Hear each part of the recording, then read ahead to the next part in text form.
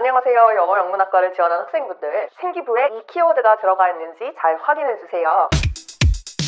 제가 영어 영문학과 홈페이지에 가서 어떤 수업이 열리는지를 확인한 후에 그 수업에 맞는 세특 주제를 찾는 것이 중요하다고 했는데요. 여러분들이 찾기 귀찮을까봐 제가 연세대 그리고 고려대 영어 영문학과 홈페이지에 가서 어떤 수업이 열리는지, 그리고 이 수업을 통해서 어떤 세특 주제를 찾을 수 있는지 예시를 들고 왔습니다. 세특 주제를 찾기 전에 제가 꿀팁을 드리자면, 만약에 외고나 국제고 그리고 특목고에 있는 친구들은 영어 관련 수행평가는 영어로 작성을 했다라는 내용이 생기부에 적히면 굉장히 좋습니다. 보고서를 쓸 때 영어로 작성을 했다, 그리고 만약에 여러분들이 발표를 할 때도 서투른 영어라도 영어로 발표를 했다라고 적히면 가장 좋아요. 특히 보고서는 좀 쉬운데요. 여러분들이 한국어로 작성을 한 다음에 파파고를 돌려요. 그러면 영어 보고서가 나오죠. 여러분들 요즘 GPT도 되게 잘 되어 있고, 그러니까 이런 형식으로 GPT의 도움을 받아서 영어 보고서를 작성을 했다, 그리고 보고서 어느 정도 잘 다듬으면 영어로 썼다라는 것이 생기부에 잘 적힐 수 있도록 해주시면 가장 좋겠습니다.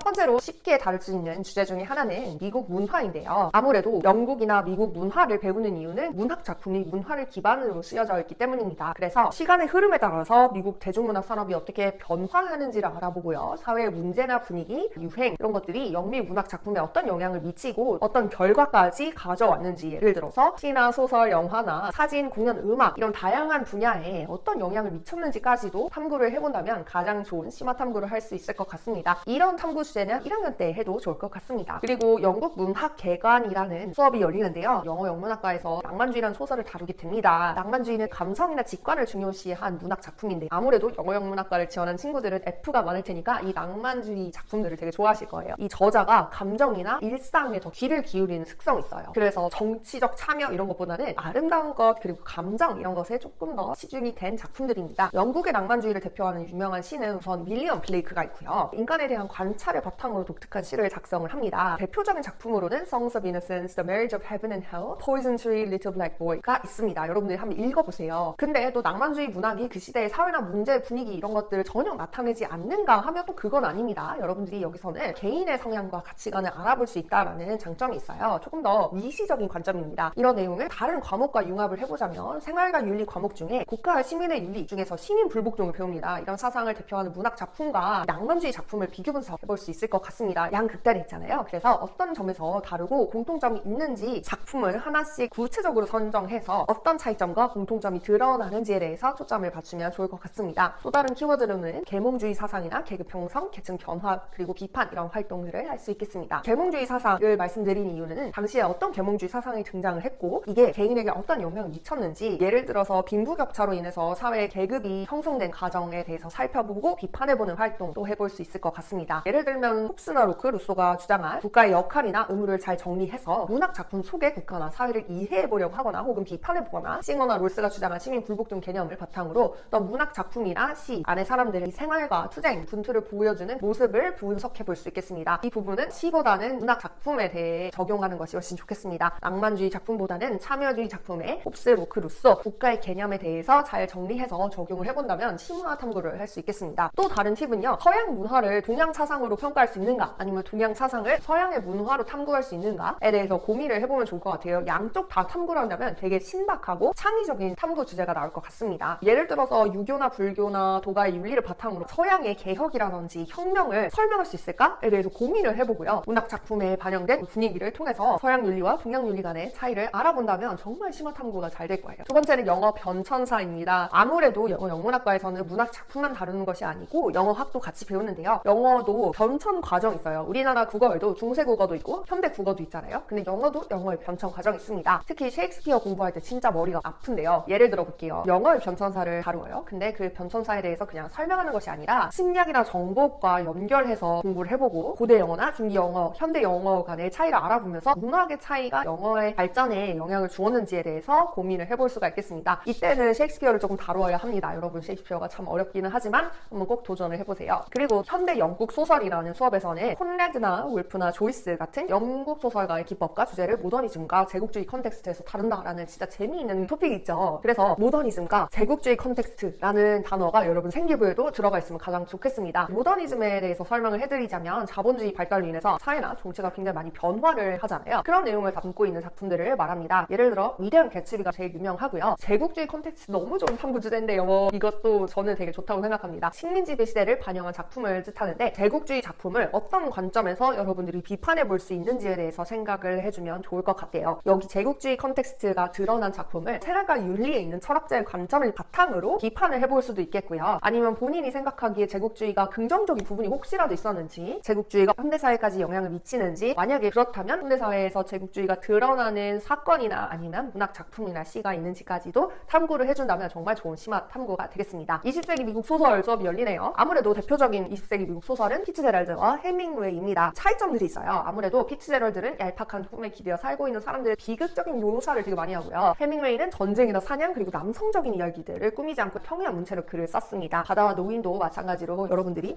남성적인 이미지 그리고 사냥 이런 이미지가 드러나잖아요. 그리고 여러분 초등학교 때도 많이 읽었을 거예요. 그래서 작가들의 가치관이 반영된 작품을 읽어보면서 작가의 문체를 비교해보는 활동도 마찬가지로 굉장히 좋습니다. 이때 만약에 여러분들이 문체를 비교해본다면 정확하게 문체의 이런 단어, 이 문장에 이 단어가 왜 쓰였는지, 만약에 해밍웨이는 이 문체를 이렇게 썼을 거라면 피츠제럴드는 이렇게 고쳐서 썼을 것이다, 이런 형식으로 아주 구체적으로 생기부에 담긴다면 더더욱 좋겠습니다. 단어를 써줘도 되고요, 문장을 써줘도 되는데 아무래도 길이가 있으니까 해밍웨이는 이 단어를 지금 썼는데 피츠제럴드가 만약에 동일한 작품을 썼다면 이 단어를 썼을 것이다, 이런 형식으로 구체적인 부분을 드러내 주시면 좋을 것 같아요. 융합 탐구를 한다면 개츠비에 나타난 자본주의를 롤스나 노직, 왈처의 정의관으로 해석해보기, 이런 것도 가능하겠습니다. 그 다음에 여기서 그냥 멈추는 것이 아니고 본인이 생각하는 정의로운 사회 분배 기준이 무엇인지, 예를 들어서 필요에 의한 것인가, 능력에 의한 것인가, 공공선이나 공리주의에 의한 것인가에 대해서 추가로 여러분들이 본인만의 결론을 내려주신다면 심도 있는 생기부를 만드실 수 있을 거예요. 영상이 많이 길어지고 있는데요. 그래도 조금만 더 설명을 해드리겠습니다. 가끔 어느 외고에서는 에드거 앨런 포를 다룹니다. 이 에드거 앨런 포는 추리소설로 유명을 하고 퇴폐적이라는 평가를 받기도 하는데요. 다양한 작품이 있어요. 더 레이븐이나 아나벨리, 발렌타인, Fall of the House of Usher, The Black Cat, 이런 대표적인 작품이 있습니다. 그리고 그 문체도 되게 특별해요. 이런 작품에 당시 불안정했던 사람의 심리가 반영되진 않았는지, 미국 사회의 빈부격차라든지 자본주의 등장에 대해서도 함께 고민하고 해석해 볼 수가 있겠고요. 문체에 대해서도 여러분들이 왜 이런 혐이상학적인 글을 썼을까, 왜 허구적인 부분들을 그리고 초자연적인 특징을 나타냈을까에 대해서 여러분만의 평가를 내려준다면 재미있는 탐구를 해볼 수가 있겠습니다. 더 있네요. 한국 문학의 영어 번역, 이런 것도 재밌겠습니다. 정말 많은 친구들이 전래동화 번역 봉사를 하는데요. 번역을 하는 과정에서 한국 고유의 단어들이 있을 거예요. 예를 들어 내숭을 떨다, 재수없다, 어이없다, 눈치 없다, 이런 표현 방법, 그리고 또 의태어나 의성어들은 영어로 표현할 때 어려움을 겪었을 거예요. 그리고 또 우리나라에 다양하게 존재하는 방언도 있기 때문에 한국어를 영어로 번역을 할 때 어떤 부분을 고민을 해야 하는지, 그리고 수월하게 번역하는 방법은 무엇이 있는가에 대해서 고민을 해볼 수가 있겠습니다. 근데 요즘에는 학교에서 수행평가를 줄 때 GPT라는 키워드를 굉장히 많이 줍니다. 그래서 챗GPT가 과연 이러한 한국 고유의 단어들을 어떻게 번역을 하는지에 대해서 여러분들이 확인을 해보고 이 번역을 어떻게 개선해 볼 수 있는가에 대해서까지 탐구를 해준다면 더더욱 좋은 탐구 주제가 될 것 같네요. 네, 여러분 정말 포괄적으로 영어영문학과에 지원한다면 생기부에 들어갈 수 있는 세특 주제를 정말 다 알려드렸는데요. 아주 구체적으로 제가 알려드렸으니까 솔직히 정말 많이 도움이 됐을 거라고 저는 생각을 합니다. 여러분들에게 조금 더 팁을 드리자면 자료조사를 할 때 단순하게 네이버로 찾지 말고요. 구글 학습을 검색을 한다던가 논문을 찾아 읽거나 교수님의 사설이나 논평 위주로 찾아서 조금 더 전문적인 지식을 활용하는 것을 추천을 드립니다. 그리고 보고서 작성할 때 꼭 영어로 작성을 해주시면 더 좋다는 점이 있겠고요. 또 영상을 제작한다면 물론 시간은 많이 들기는 하지만 생기부에 차별성을 줄 수도 있겠습니다. 저는 영어영문학과 지원하는 학생들의 생기부를 컨설팅하면서 항상 되게 재미를 많이 느꼈는데요. 특히 영어영문학과는 다양하게 해석할 수 있는 부분이 굉장히 많기도 하고 주제가 되게 재미있기도 하고 우리 삶과 밀접하게 접목이 되어 있어서 더욱더 그런 것 같습니다. 그래서 영어영문학과 준비하는 친구들은요, 되게 많은 비교 분석과 시대적 배경이나 문체나 번역 이런 부분에 대해서도 많이 융합 탐구를 해주시면서 생기부 심화를 해주시면 좋겠습니다. 감사합니다. 해림성이었습니다.